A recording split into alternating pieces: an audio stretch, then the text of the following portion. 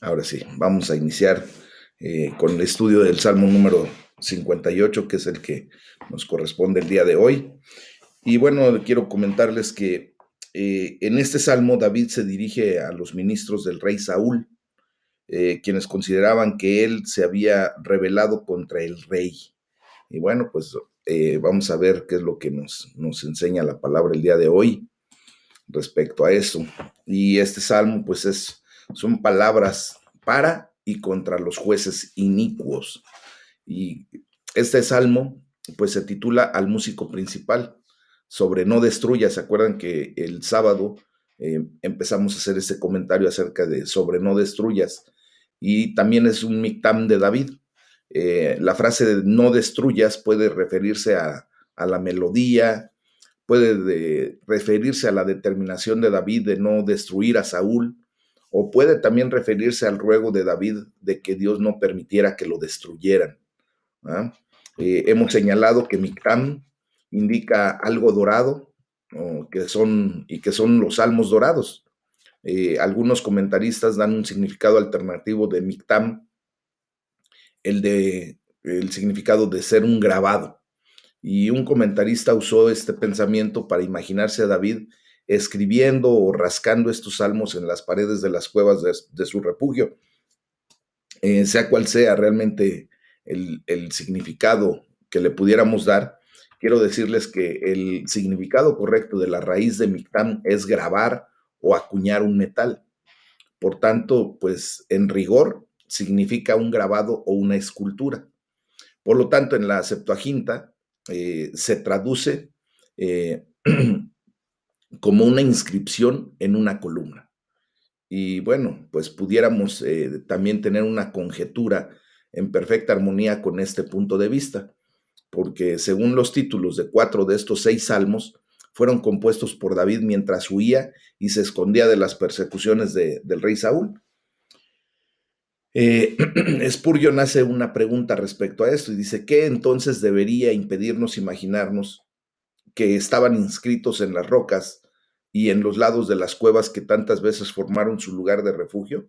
Bueno, pues este punto de vista estaría de acuerdo con el estricto significado etimológico de la palabra y explicaría la traducción que hizo la Septuaginta. Y bueno, pues vamos a dejar el comentario hasta allí respecto a lo que es justamente la palabra mictam, ¿ok? Vamos a ver en la primera parte ya del Salmo propiamente dicho, el discurso en contra de los gobernantes inicuos. Y entre el versículo 1, 2, pues David presenta un desafío a los jefes inicuos. La palabra de Dios presenta ese desafío. Y dice la palabra de Dios, vamos a leerlo juntos. Oh congregación, ¿pronuncian en verdad justicia? ¿Juzgan rectamente hijos de los hombres? Antes en el corazón maquinan iniquidades, hacen pesar la violencia de sus manos en la tierra. Entonces vemos aquí, mis amados, que esta pregunta que hace David de juzgas rectamente hijos de los hombres, vemos cómo David dirige este salmo contra los que eran gobernantes o jueces en algún sentido, que tenían esa potestad o esa capacidad. Algunos piensan que eran líderes alineados y alienados con Saúl, que juzgaron al fugitivo David, que lo consideraban propiamente un malhechor y lo habían condenado a muerte por traidor, ¿se acuerdan? Bueno, pues David desafía a estos gobernantes y a la rectitud de sus decisiones, mis amados. Podemos imaginarnos a David como un fugitivo, tal vez en la cueva de Adulam, y podemos imaginar que posiblemente se entera por un mensajero que una corte reunida de líderes cercanos al rey Saúl se ha reunido y lo ha condenado judicialmente como un traidor y que era digno de muerte. Entonces podemos también imaginar que David está indignado por la injusticia y proclama este salmo. Entonces, también vemos que habiendo Saúl atentado contra la vida de David, pues David se vio obligado a huir de la corte y refugiarse en los desiertos de Judá. Eh, hay personas que suponen que Saúl, al haberlo perdido, al haber visto que David ya se había escapado, pues convocó un concilio donde para congraciarse con el monarca, ¿verdad? Pues ese concilio juzgó a David culpable de traición al aspirar el trono de Israel. Y bueno, el hecho de que David se entera de esto, pues fue la causa de este salmo. Recordemos que pues David no había hecho una conspiración, ni mucho menos había traicionado al rey Saúl. Él pues fue ungido como rey y no porque él lo pidiera. Recuerden que fue hasta el último de los hijos del papá de David cuando lo llama y el profeta Samuel unge a David como rey, pero él no estaba en la idea de que hasta que ya de inmediato tuviera que ascender al trono. Eh, Él estaba esperando el tiempo de Dios para que él pudiera subir al trono sin problema. Entonces, por eso justamente sentimos que David, pues, siente que él fue señalado, fue juzgado impropiamente. Eh, John Trapp, un teólogo, tuvo su propia idea respecto a esto y dice, lo cito tal cual, aquí David habla a Abner y los demás, quienes para complacer a Saúl declararon a David rebelde y lo condenaron ausente como enemigo de Estado. ¿Verdad? Entonces, David también estaba indignado por la corrupción, tal vez porque ahora sentía el aguijón de la corrupción, ¿verdad? Y es parte de la naturaleza humana, pues no preocuparse mucho por el gobierno y la corrupción legal hasta que lastima personalmente. Muchas veces nosotros podemos estar viendo injusticia alrededor nuestro, pero pues humanamente como que nos hacemos simplemente a un lado, mis hermanos. Y es hasta que viene la injusticia en nuestra vida cuando verdaderamente empezamos a decir, ¿verdad? Empezamos a reaccionar. Es por eso que Dios nos llame a que reaccionemos aún antes de que pueda hacer propiamente una injusticia hacia nuestra persona cuando estamos viendo la injusticia hacia las demás personas, mis amados.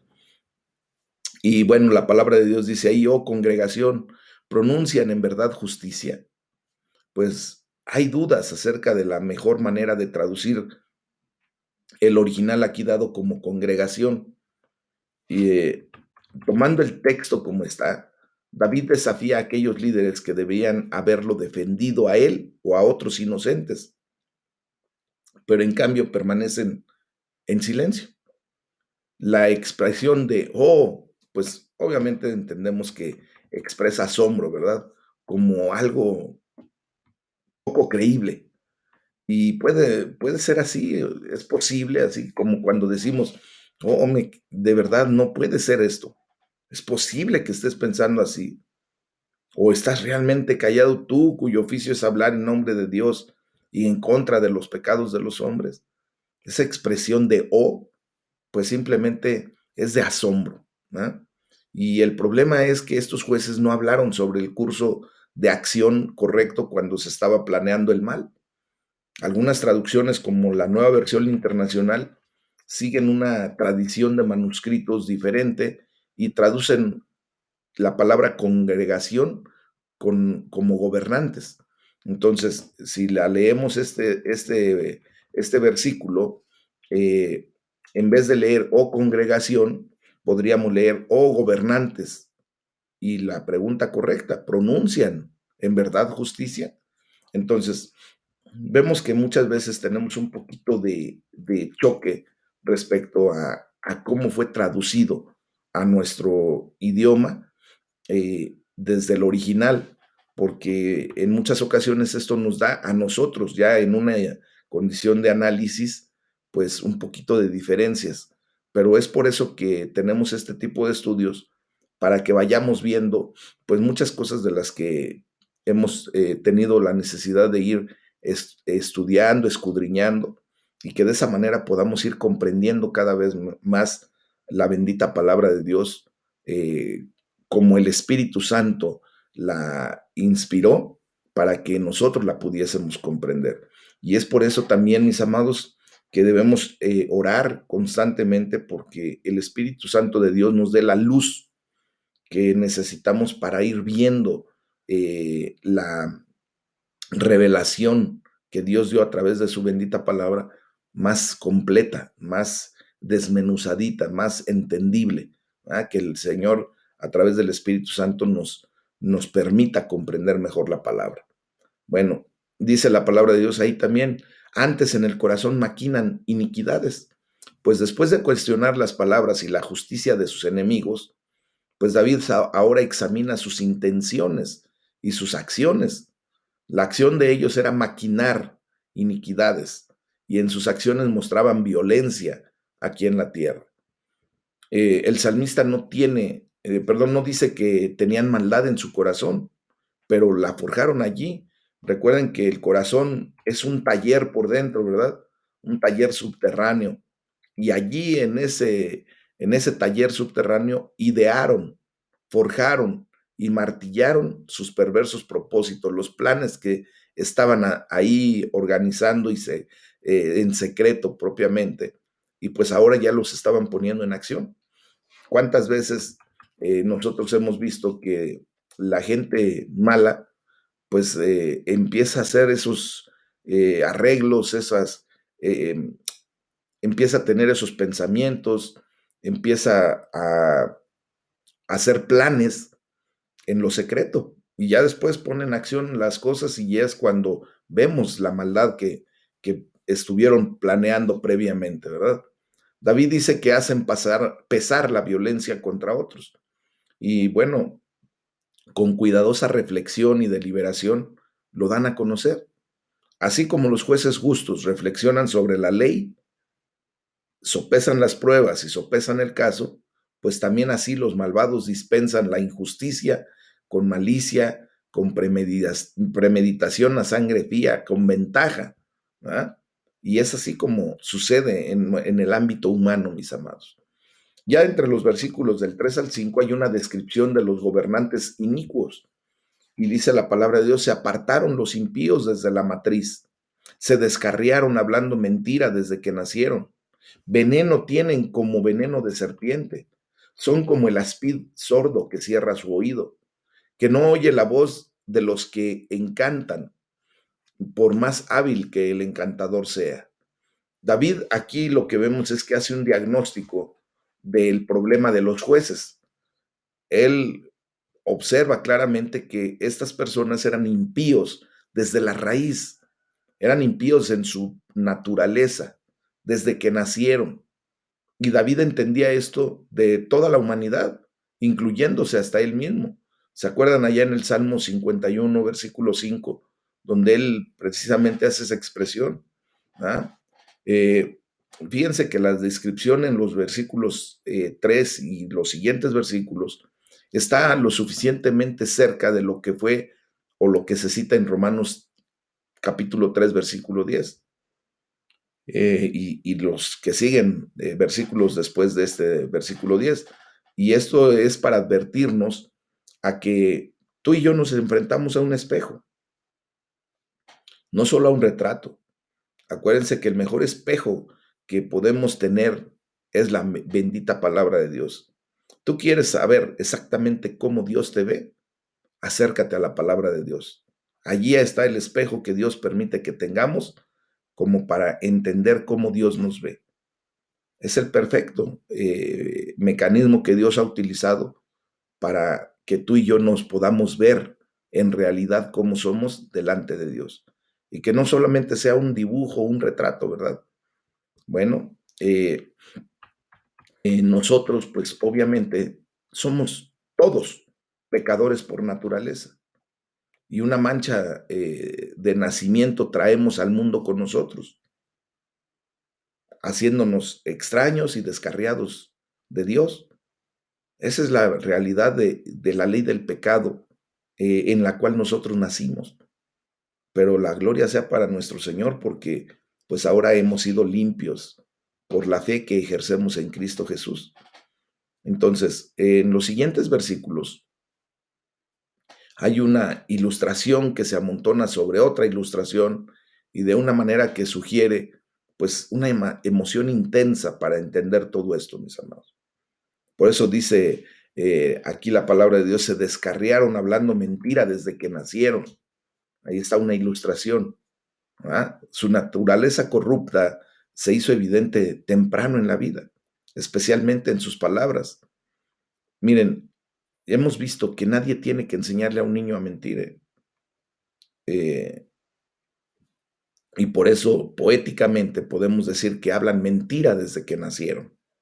Eso recuerden que por el estilo de cómo se escribe el Salmo, que es poético, por eso podemos entender esta situación de que hablan mentira desde que nacieron. Obviamente, en el momento en que nace uno, pues ni siquiera habla uno, pero poéticamente lo podemos como que organizar. Spurgeon dice que ser mentiroso es una de las pruebas más seguras de un estado caído, pecaminoso. Y dado que la falsedad es universal, pues también lo es la depravación humana. Y bueno, ya después el salmista dice que veneno tienen como veneno de serpiente, ¿verdad? Pues la mentira no es inofensiva, mis amados, sino la mentira es como un veneno. Las palabras de los jueces a los que está y gobernantes a los que se está refiriendo David en este momento, pues tienen un poder especial para oprimir a otros. Y quiero decirles que hasta el día de hoy hemos visto, ¿verdad? Cuando los jueces se tuercen, cuando los gobernantes hacen impíamente, aún en estas fechas, cómo tienen un poder especial para oprimir a otros y su veneno es mortal. Hemos visto cómo cuando un gobernante, cuando un dirigente, cuando un juez toma decisiones en donde no le importa oprimir a los demás, daña terriblemente la estructura de la sociedad. Las palabras de estos jueces eran tan peligrosas como una serpiente mortal e impredecible. Acuérdense que las serpientes actúan de una manera muchas veces que no podemos ni siquiera prever de qué manera van a atacar. Son impredecibles y es por eso que la serpiente es muy mortal.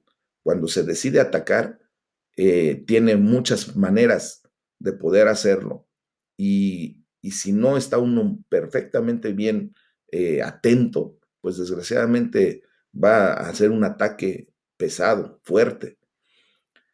Eh, y entonces también podemos ver cómo los malvados pues son tan peligrosos como, por ejemplo, la cobra venenosa, que muerde hasta a su entrenador cuando simplemente la toca o la maneja para transportarla. O sea, son impredecibles completamente. Puede uno pensar que están tranquilas, pero no. Entonces, justamente así se comportan los malvados. ¿Verdad? Gracias a Dios, pues nosotros ya dejamos ese estilo de vida. Dios nos ha permitido cambiar la dirección y el rumbo de nuestra existencia. Antes, pues sí, nosotros nacimos bajo la ley del pecado, eso es una realidad, y éramos pecaminosos por naturaleza, éramos pecadores por naturaleza, pero cuando Dios tuvo misericordia de nosotros y salió a nuestro encuentro y nosotros tomamos la decisión de venir a los pies de Cristo y convertirnos propiamente en discípulos de nuestro Señor, pues Él, a través del perdón de nuestros pecados, del nuevo nacimiento, pues nos permitió redirigir nuestra vida y en vez de ir hacia la muerte eterna, en vez de ir caminando hacia nuestra destrucción, pues ahora hemos dejado esa vida de maldad, ¿verdad? De peligro, esa vida de oscuridad, y ahora vamos en el rumbo correcto. Vamos a la presencia de Dios, mis amados. La gloria sea para Él, de verdad. Ya en la segunda parte de este salmo, hay un discurso con Dios, quien juzga a los malvados. Eh, entre los versículos del 6 al 8, David pide a Dios que arruine a los impíos. Y bueno, pues vemos cómo es el corazón del hombre, ¿verdad? que desea siempre que pues las cosas se pongan en orden. Y dice la palabra de Dios, oh Dios, quiebra sus dientes en sus bocas, quiebra, oh Jehová, las muelas de los leoncillos, sean disipados como aguas que corren, cuando disparen sus saetas, sean hechas pedazos, pasen ellos como el caracol que se deslíe, como el que nace muerto, no vea el sol. David ora fuertemente, ¿verdad? Para que Dios se vengue de estos jueces peligrosos. Por eso le dice, quiebra sus dientes en sus bocas. Bueno, pues el poder de las serpientes y el poder de los leoncillos, pues propiamente está en su dentadura, ¿verdad? En sus colmillos, en sus muelas. Y por eso David le pide a Dios que les quite la mordedura mortal que poseen.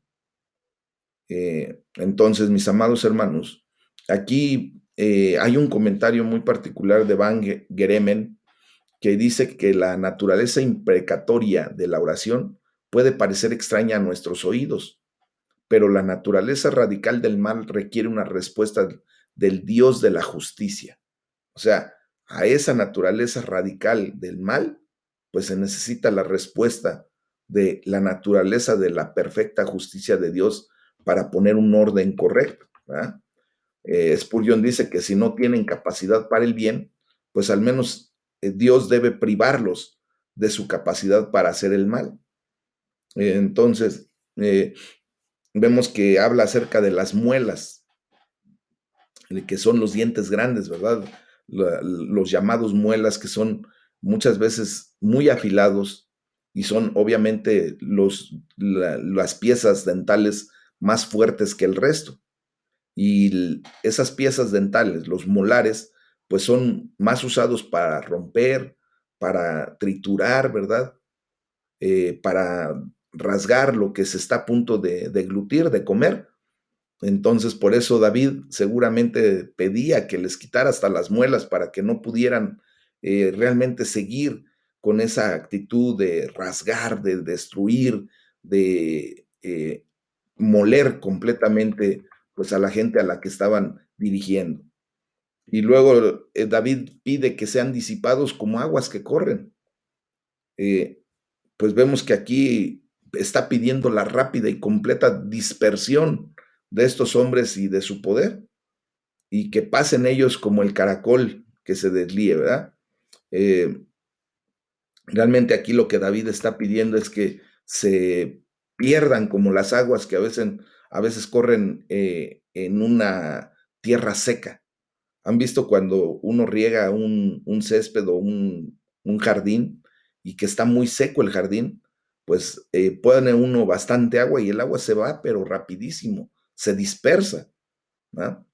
Y también vemos que cuando está el sol caliente o la tierra caliente, se evapora inmediatamente esa agua. Así quería que la vida de estas personas que estaban haciendo maldad se dispersara, se evaporaran, que dejaran de ser propiamente. Eh, Dice, como el que nace muerto. Bueno, pues ya vemos aquí una imagen muy severa y sorprendente. David ora por la muerte de sus enemigos, o más bien porque nunca hubieran nacido siquiera para ver la luz del día. Spurgeon dice al respecto que su vida nunca llega a madurar y sus objetivos fracasan. Su único logro es haber traído miseria a los demás y horror a ellos mismos. Hombres como Herodes, Judas y otros, ¿verdad? ¿No habría sido mejor para ellos no haber nacido nunca? Eso es lo que dice Spurgeon y tal parece que está muy de acuerdo con David, ¿verdad? Hay gente que nada más vino a hacer un mal terrible a la humanidad. Un Hitler, ¿verdad?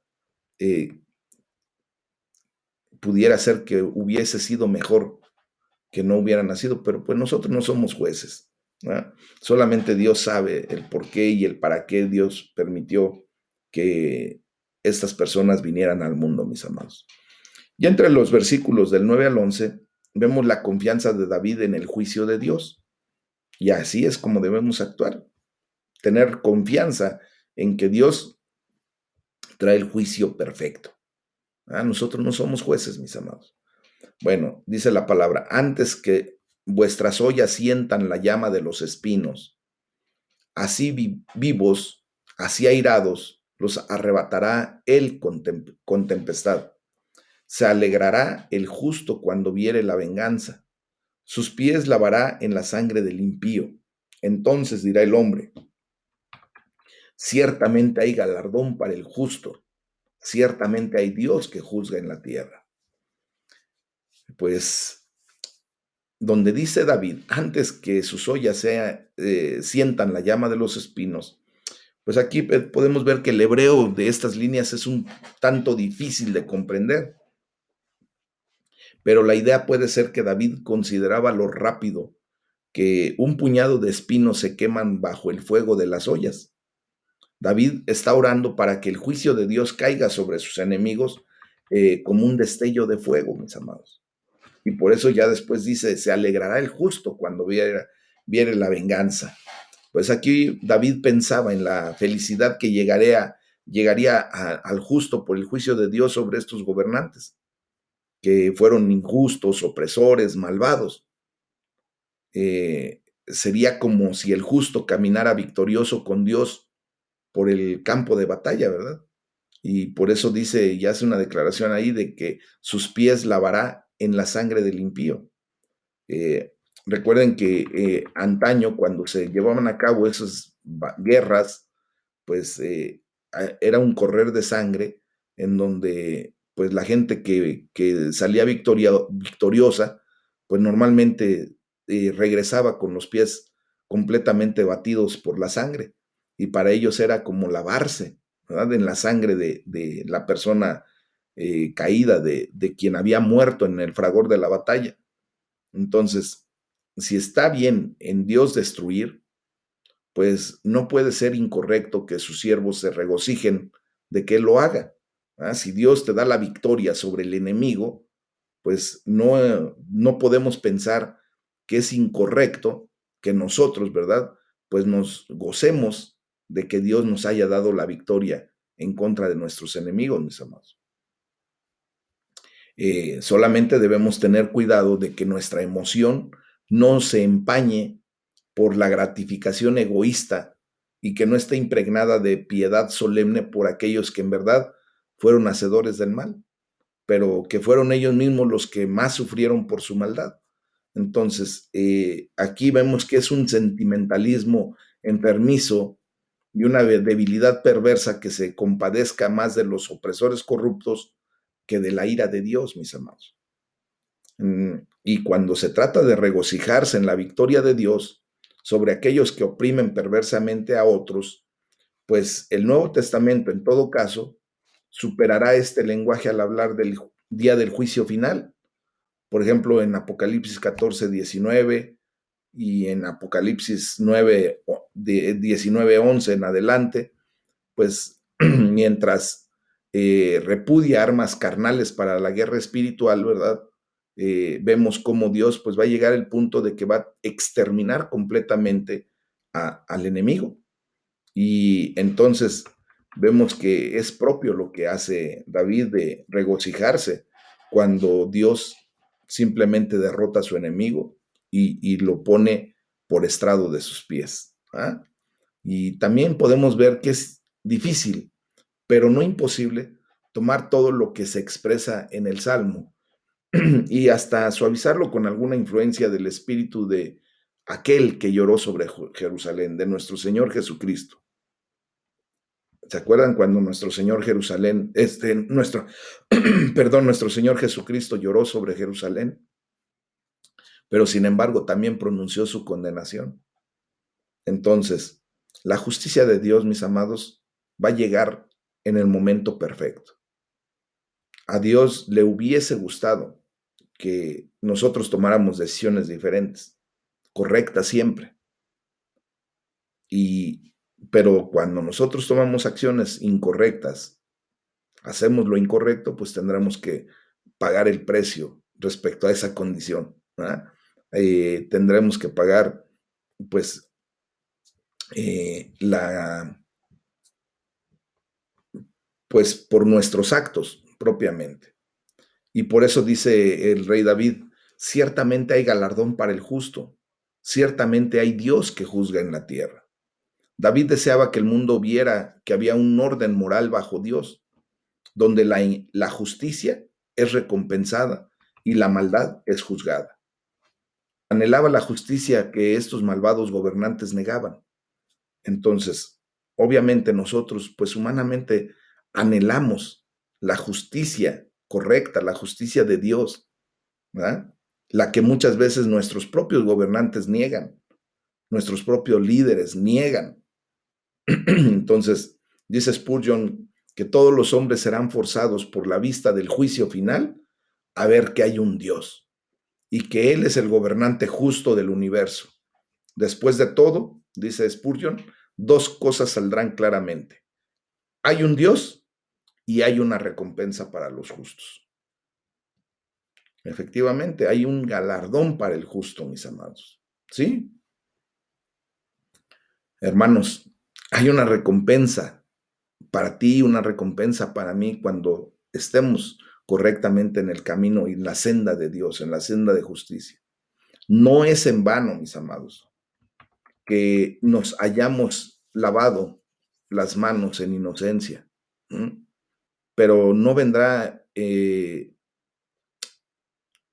posiblemente la recompensa, el honor de esta época, ¿verdad? Porque si viniera esa situación en esta época, sería envanecernos y sería perecedero. Si ahorita experimentáramos, ¿verdad? Ese galardón que Dios ha reservado para los justos, pues si nos los diera aquí en la tierra sería perecedero, como todo lo que en esta tierra será y es, y sería como para vanagloria. Pero quiero decirte que Dios ya te está dando de lo eterno y de lo divino. Ahorita tú y yo estamos gozando ya de un galardón muy especial, el galardón de la paz, el galardón del gozo, el galardón de la bienaventuranza. Y un día, un día, ya en la presencia de Dios, seremos plenamente reivindicados. Y el galardón más grande que el Señor ha preparado para nosotros, que es la vida eterna. Amén. Entonces, allí es la realidad de lo que estamos nosotros pues esperando. Vamos a atender, mis amados hermanos, también el día de hoy un poco del Salmo número 59, porque son salmos un tanto cortos y vamos a seguir avanzando como hemos quedado y que vamos a hacerlo. Y aquí en el Salmo número 59 se nos da la alabanza a nuestra torre fuerte contra los asesinos. El título de este salmo es Al músico principal, nuevamente sobre no destruyas, Mictán de David cuando envió Saúl y vigilaron la casa para matarlo. Pues esto se refiere al incidente que pudimos leer ahí en el primer libro de Samuel, capítulo 19, que fue cuando se reveló abiertamente la intención asesina del rey Saúl en contra de David. Y David comenzó su larga temporada de vida como fugitivo, ¿verdad? Y quise esta expresión porque allí fue donde comenzó David a correr, a salir huyendo, porque pues ya la intención de Saúl era asesinar a David. Y en la primera parte de este Salmo número 59, pues David describe a los asesinos sedientos de sangre. Y dice la palabra de Dios ahí entre el versículo 1 y 2 que hay una oración por liberación y defensa. Y dice la palabra, líbrame de mis enemigos, oh Dios mío. Ponme a salvo de los que se levantan contra mí. Líbrame de los que cometen iniquidad y sálvame de hombres sanguinarios. Pues como sabemos, muchos fueron los peligros de David. Muchos fueron sus enemigos y muchos fueron los salmos que comienzan con este pensamiento de líbrame de mis enemigos, oh Dios mío. Nosotros podemos ver que o creer que es extraño que el hombre conforme al corazón de Dios, el rey terrenal más grande de Israel, tuviera tantos enemigos, ¿verdad? Pero la idea es menos extraña cuando pensamos en cuántos enemigos tenía Jesucristo, siendo Él el Rey de Reyes, el Señor de Señores. Vino aquí a la tierra y la cantidad de enemigos que se volcaron contra Él, ¿se acuerdan? Pero bueno, vamos a ver cómo David aquí hace un clamor y le dice, oh Dios mío, expresándolo de una manera muy reverente, mis amados, a través de este salmo. Pues vemos cómo David declara su conexión cercana y personal con Dios. En este salmo hace declaraciones muy especiales acerca de mi Dios, aquí en el versículo 1, mi defensa, en el versículo 9 y en el versículo 17 de este Salmo 59.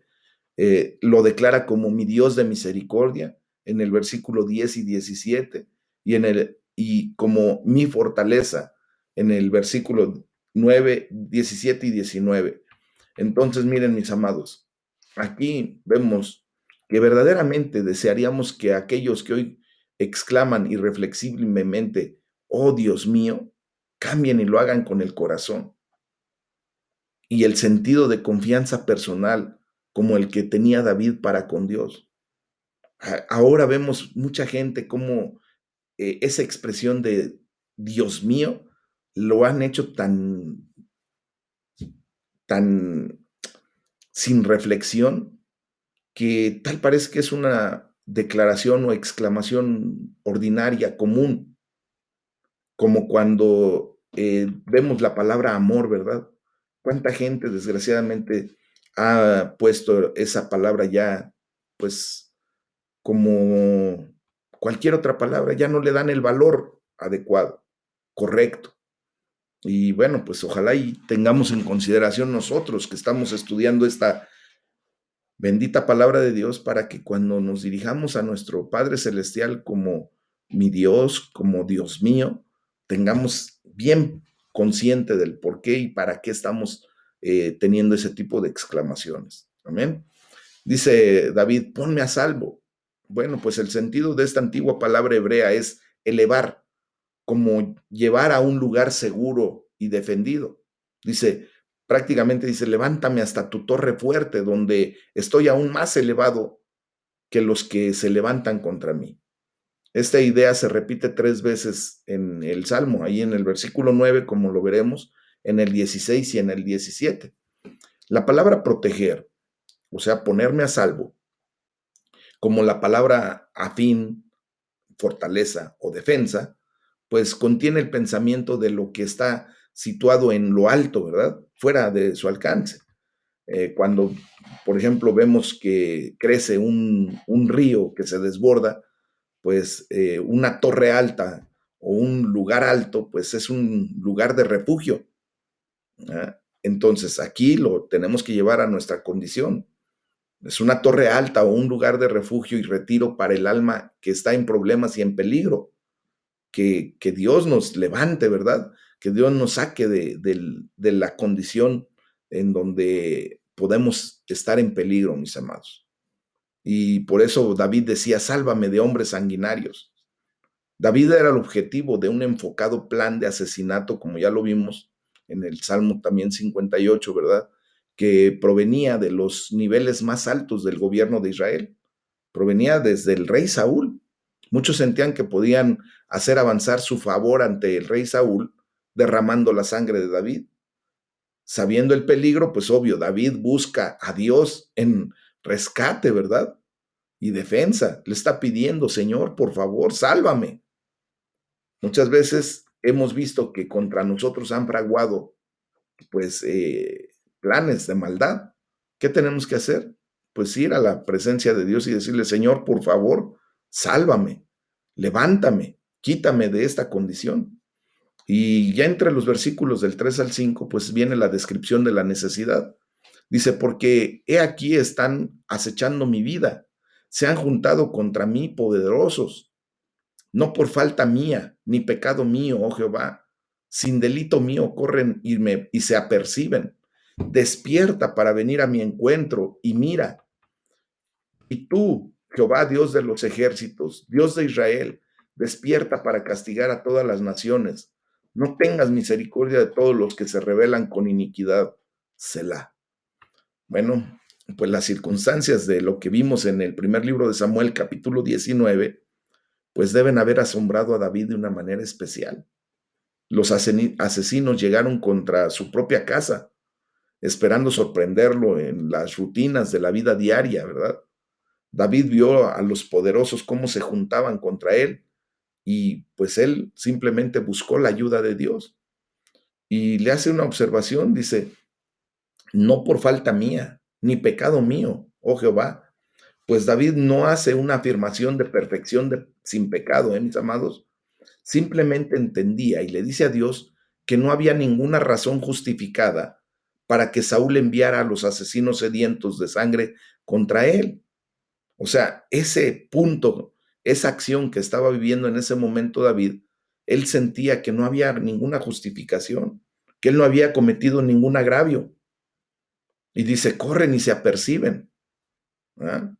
Eh, Spurgeon dice que el cielo y la diligencia de los impíos en la causa de la injusticia bien podrían reprender la languidez y la tardanza de los santos en la obra de fe y de amor. En la iglesia de Dios nada es fuente, perdón, de más daño que la falta del verdadero celo y vivacidad de los hijos de Dios por las cosas de Dios. ¿Eh? David dice, despierta para venir a mi encuentro y mira, bueno, pues David tenía temor de morir si Dios no despertaba por su necesidad y le pide a Dios que esté activo por él y que vea o que contemplara su crisis, lo que estaba viviendo. Y David apela a Dios con una verdad de sus nombres y títulos. Jehová, Dios de los ejércitos, Dios de Israel. Él era Yahweh, Jehová, el Dios del pacto de Israel, ¿verdad?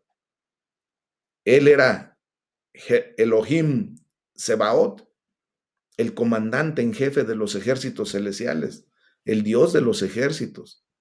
Él era Elohim Israel, el Dios de su pueblo escogido, el Dios de Israel, mis amados.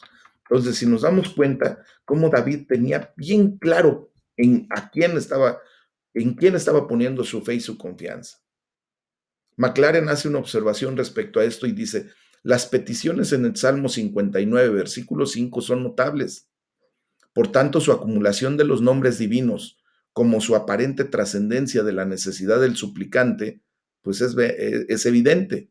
Cada nombre sugiere algo en Dios que alimenta y alienta la esperanza de David, y cuando él es apelado por un alma confiada, pues es movido a actuar. Cuando Dios es apelado por un alma que tiene fe en él, pues es movido a actuar, ¿no?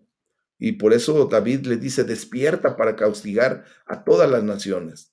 Vemos que la esperanza de que Dios arregle las cosas en la causa de David hizo que el salmista pensara en Dios arreglando las cosas a escala global, ¿verdad? General. David buscaba al Dios de los ejércitos angelicales. Jehová, Dios de los ejércitos, dice. Y lo buscaba para juzgar a las naciones y a los que se rebelaban con iniquidad, mis amados. Ya ¿cómo se llama? De los versículos 6 y 7, vemos la orgullosa arrogancia de los enemigos de David.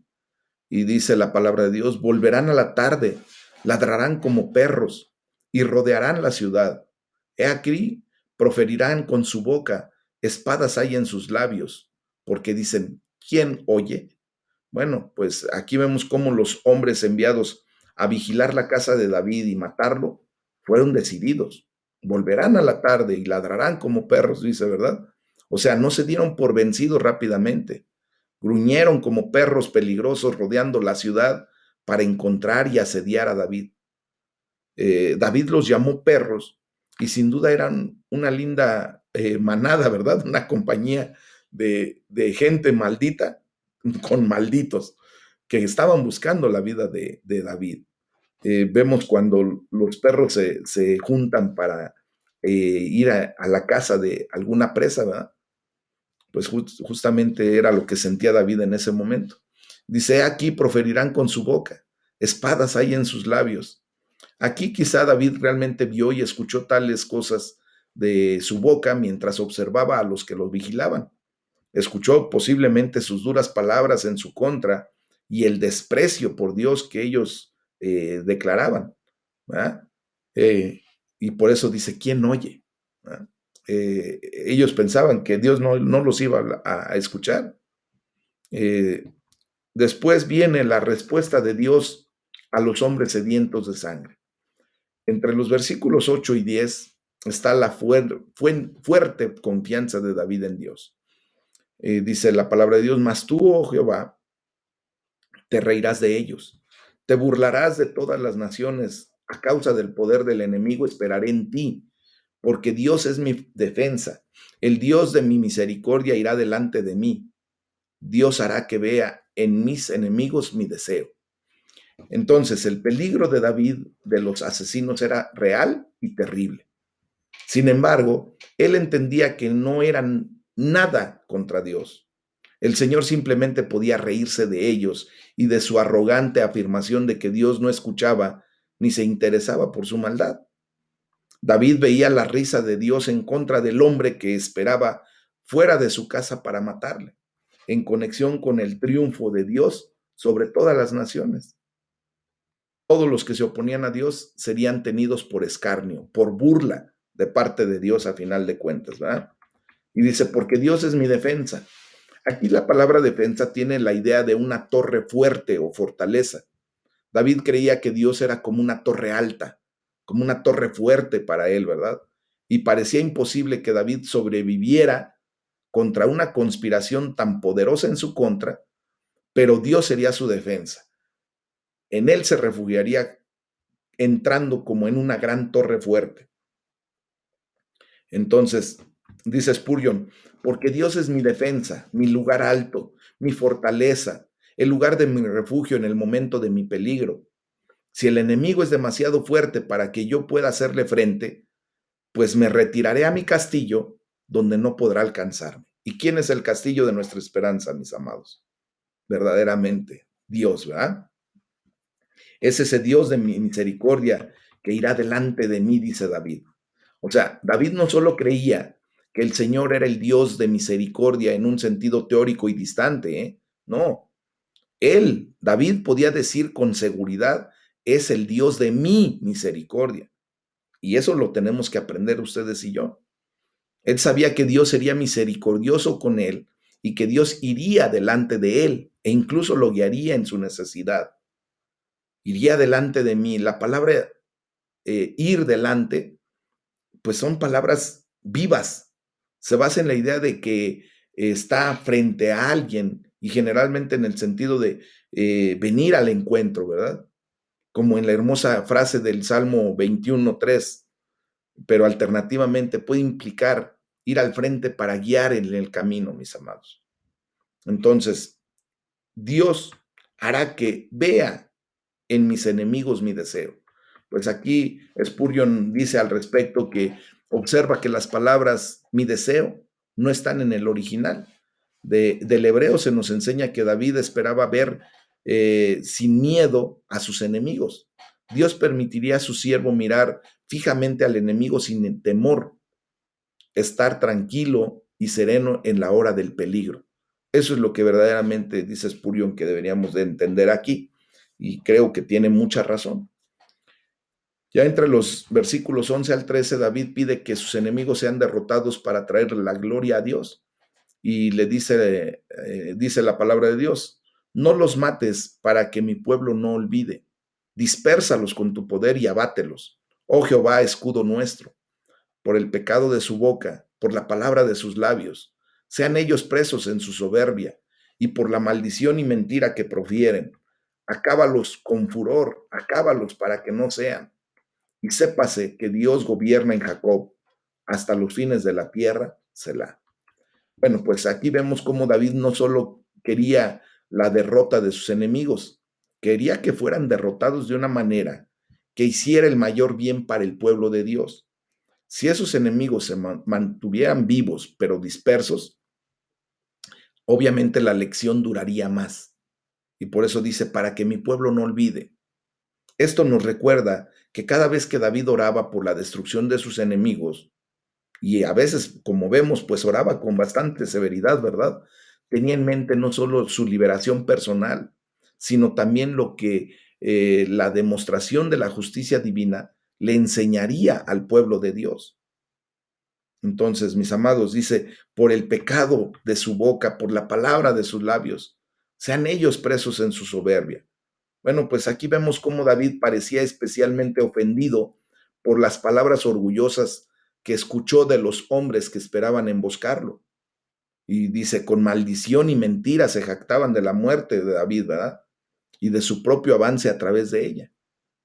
David le pide a Dios que los acabe con furor y para que no sean. Entonces, vemos cómo solo unas pocas líneas antes, David oró y le dice a Dios, no los mates. Pero ahora repite la oración, acábalos 2 veces para empatizar, ¿verdad? Aquí vemos que no hay contradicción. Vemos que tales oraciones simplemente expresaban el deseo de David de que Dios lidiara con ellos y no le importaba mucho cómo lo hiciera Dios. A final de cuentas, él quería que los derrotara y punto. ¿Ah? Y por eso dice, y que se sepa que Dios gobierna en Jacob. Lo que verdaderamente le importaba a David era que el honor y la gloria de Dios. David está orando para que la forma en que Dios tratara a estos asesinos sedientos de sangre les dijera hasta los fines de la tierra algo sobre el gobierno justo de Dios en el mundo entero. Sépase que Dios gobierna en Jacob hasta los fines de la tierra. Estas son palabras muy similares a lo que también David le dijo a Goliat ahí en el primer libro de Samuel capítulo 17. ¿Verdad? Un evento que sucedió no mucho antes de que Saúl enviara a los asesinos tras David. Y él, David, discernía que estos enemigos actuaban como Goliat en contra del pueblo de Dios, ¿verdad? Y ya vemos de los versículos 14 y 15 el peligro permanente. Y dice la palabra de Dios, vuelvan pues a la tarde y ladren como perros y rodeen la ciudad. Anden ellos errantes para hallar qué comer. Y si no se sacian, pasen la noche quejándose. Bueno, pues la línea de este salmo, de este versículo, se repite también en el Salmo 59, versículo 6 que acabamos de leer, y lo hace para enfatizar. Sentimos que David mira a escondidas a través de una ventana, ¿verdad? Así como estando viendo a los asesinos que estaban rodeando su casa y los ve como la manada de perros peligrosos que son. Y por eso dice, anden ellos errantes para hallar qué comer. Y si no se sacian, pues que pasen la noche quejándose. Entonces vemos que mientras David los miraba, notó que andaban errantes, ¿verdad? Por las calles alrededor de su casa, de la misma manera que los perros hambrientos buscan comida. Y hemos visto ese tipo de situaciones, ¿verdad? Entonces, ya de los versículos 16 y 17, hay un cantar de la alabanza que David tenía hacia Dios a pesar del peligro que estaba viviendo en ese momento. Y por eso dice, pero yo cantaré de tu poder y alabaré de mañana tu misericordia, porque has sido mi amparo y refugio en el día de mi angustia. Fortaleza mía, a ti cantaré, porque eres, oh Dios, mi refugio, el Dios de mi misericordia. Entonces, mis amados hermanos, aquí vemos que cuando dice, pero yo cantaré de tu poder, pues vemos aquí que los perros asesinos aúllan en la calle, ¿verdad? Pero David cantará del poder y la misericordia de Dios dentro de su refugio que es Dios. Ellos lo esperan por las noches, pero David estaba confiado de que Dios, ¿verdad? Como su amparo y como su refugio, le permitiría sobrevivir hasta la siguiente mañana y sobreviviría cantando. Entonces, por eso dice, fortaleza mía, a ti cantaré. Aunque todavía existía una conspiración para matarlo, como lo vemos, ¿verdad? Pues ahí en ese sitio, el corazón de David estaba lleno de cánticos de alabanza, en lugar de oscuros temores. Él no tenía temor, él simplemente estaba alabando a Dios. Recordemos cómo comenzó este salmo, pidiéndole a Dios su defensa. Y al final del salmo, él estaba tan seguro de que Dios era su refugio que podía cantar al respecto, que él podía levantar su voz cantando alabanza al Padre Celestial. Y Fíjense que esto es lo que nos tiene que quedar a final de todo esta enseñanza. Con esto terminamos el Salmo 59. La enseñanza es que nosotros tenemos que aprender a cantarle a Dios en todo momento, mis amados. Alabar su bendito nombre en todo momento. Aún en momentos de angustia, de dificultad, elevemos nuestra alabanza a nuestro Padre Celestial. Amén. Vamos a orar. Este es el tema del día de hoy. Le damos la gloria a Dios que nos permitió avanzar 2 salmos este día y vamos a orar. Y para ello